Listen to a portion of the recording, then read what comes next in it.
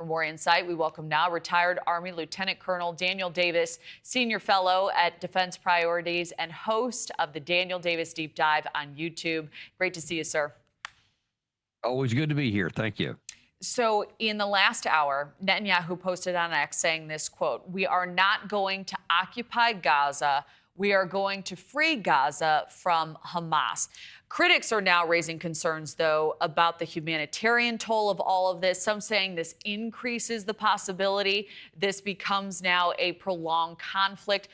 What are your thoughts on those points and this mission now overall? Well, I mean, what's been reported is that Netanyahu is talking about, okay, well, if it's not the entire Gaza Strip, we'll go with Gaza City first, and we'll move everyone south into different areas, any area down there. But you're talking about that the estimates out that there are somewhere around 1 million people in the Gaza City area, which is in the northern part, and to displace all of them again into the south. I mean, you have to ask the first question: displace them where? How are they going to be, just fed? How are they going to exist and survive, et cetera?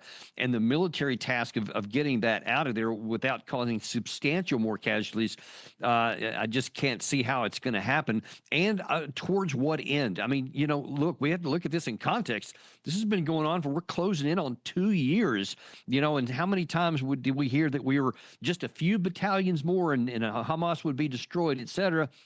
And then a couple of months ago, we find out that actually Hamas has been able to recuperate some of their losses, not surprisingly, drawing from men who feel aggrieved at the violence done to their family members. So every time you keep killing civilians, you keep growing the opposition to you, whether they're called Hamas or just somebody that doesn't like Israel, et cetera. So this is a military task that is only perpetuating the violence, the cycle of violence, and not diminishing the opposition capability. I just don't see where this is going for Israel that's going to be anywhere good.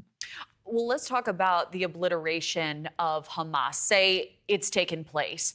The change of leadership, it does have the potential for a nebulous outcome here. What are the risks of taking out Hamas, leaving that leadership vacuum?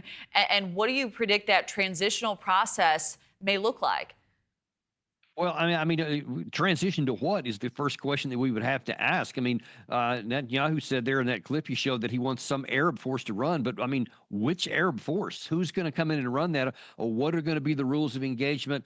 Who's in charge, et cetera? I mean, none of those questions are answered. They just had this category that there's going to be some Arab. But the people ultimately are going to want to govern themselves. But you also can't escape the fact that Israel has systematically demolished the entire Gaza Strip. There's nothing to govern there. There's only people to exist and survive.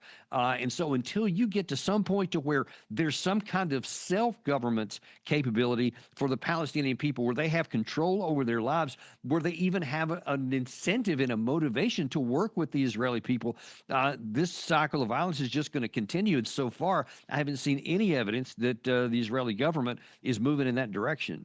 And another major question hanging in the balance: what does all of this mean for the hostages? I wish we had more time. Retired Army Lieutenant Colonel Daniel Davis, great to see you. Thank you. Thank you very much.